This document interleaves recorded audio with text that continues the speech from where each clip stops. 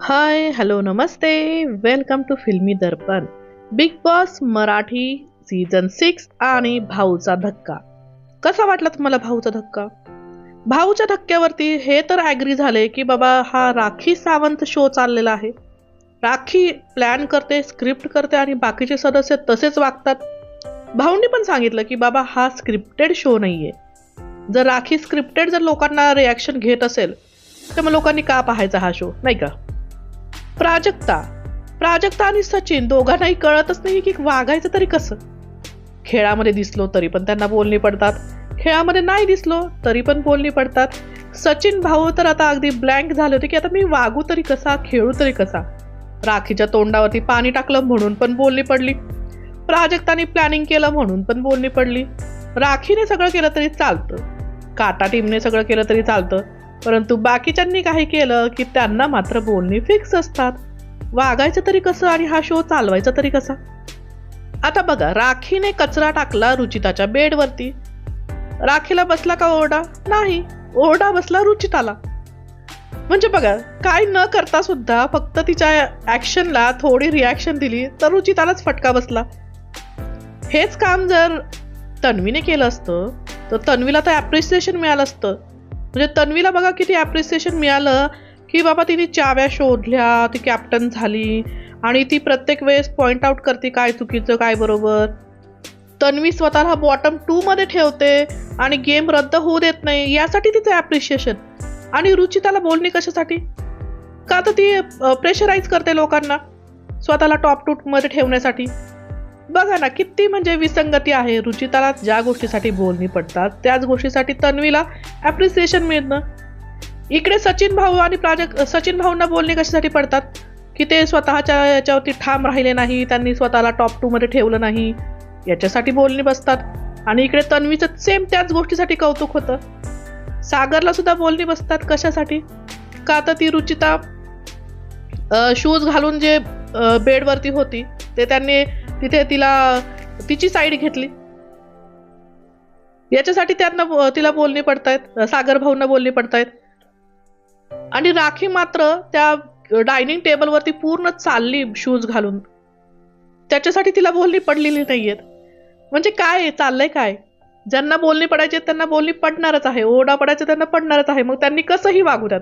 आणि बाकीचे जे काटा टीम आहे त्यांनी कसंही वागू द्यात, खेळू द्या, नको खेळू द्या, चुकीचं खेळू द्या, चोरी करू द्या, त्यांना मात्र ॲप्रिसिएशन फिक्स आहे, त्यांचं कौतुक फिक्स आहे. आता सगळ्या प्रेक्षकांना आणि कॉन्टेस्टंटला सुद्धा प्रश्न पडला होता की तन्वीला चाव्या सापडल्या तरी कशा? तन्वी जर झाली कॅप्टन झाली चाव्या सापडल्यामुळे, तर बरोबर त्या ठिकाणी तिला चाव्या कशा सापडल्या हा सगळ्यांना प्रश्न पडला होता. आणि त्याचं एक्सप्लेनेशन घेतलं ना भाऊंनी तिच्याकडनं की बाबा तुझा काय प्लॅन होता, कसं काय तू चाव्या शोधल्या. आणि तन्वीने सुद्धा खूप डिटेलमध्ये सांगितलं बरं का, मला असं वाटलं, मला तसं वाटलं, चावीच्या ठिकाणी चावी असणार, असंच असणार. आणि बरोबर तिचा हात तिथे चावीच्या बरोबर गेला. किती ते एक्सप्लेनेशन, या एक्सप्लेनेशनवरनंच कळतं ना काय गेम चालू आहे तो. रुचिताला तर फिक्सच त्यांनी घेतलेला आहे की बाबा तिने प्रेशराईज केलं, प्रत्येक वेळी नाही जमणार असा गेम. अहो पण करते ना ती, काहीतरी प्रेशराईज करून स्वतःला पुढे घेण्याचा प्रयत्न करते ना. म्हणजे हीच गोष्ट दुसऱ्या कोणी केली तर त्याला मात्र कौतुक झालं असतं तिथे. अनुश्रीचं कौतुक झालेलं आहे. टॉप 2 मध्ये अनुश्री आणि तन्वीला घेतलेलं आहे. म्हणजे अनुश्रीने जे हे सोडलेलं आहे, काय म्हणतात त्याला, तिचा जो ग्रुप सोडलेला आहे, टोळी सोडलेली आहे, त्याचा फायदा झाला ना तिला. म्हणजे तन्वीच्या साईडने गेली तर लगेच तिचं ॲप्रिसिएशन झालं, तिला टॉप 2 मध्ये घेतलं. वा भाई वा. राकेश बापटांसाठी तर टाळ्याच पडल्या पाहिजेत. अहो कात्री लावली तरी पण बोलणी नाही बसली त्यांना. किती शांतपणे छान त्यांना सांगण्यात आलं. म्हणजे ज्या गोष्टीला तुम्ही आधी विरोध करत होता त्याच गोष्टी तुम्ही आता करायला लागलात. काय बाबा राकेश भाऊ, थोडं नीट खेळा आता, थोडं समजुतीने खेळा. इकडे रुचिता मॅडमला थोडंसं कौतुक मिळालेलं आहे बरं का, वेणी बांधण्यासाठी. जाऊ द्या, निदान वेणी बांधण्यासाठी तरी त्या पोरीला थोडंसं कौतुकाचे शब्द ऐकायला मिळाले. प्रभूचं सुद्धा कौतुक झालेलं आहे. वाईस कॅप्टन झालेला आहे ना तो, त्याने चाव्या शोधल्या, त्याने ते वेणी घालताना त्याने ते वेण्या फिक्स केल्या, घट्ट पकडल्या.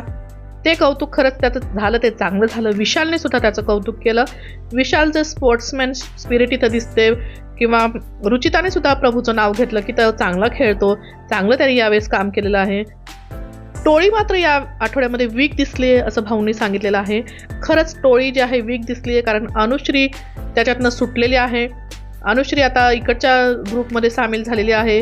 रोशनचं काहीच दिसत नाही आहे. त्यामुळं टोळीची जी पकड आहे ती सैल झालेली आहे आणि काटा जो आहे तो आता जास्त जास्त त्याची पकड घट्ट होत चाललेली आहे.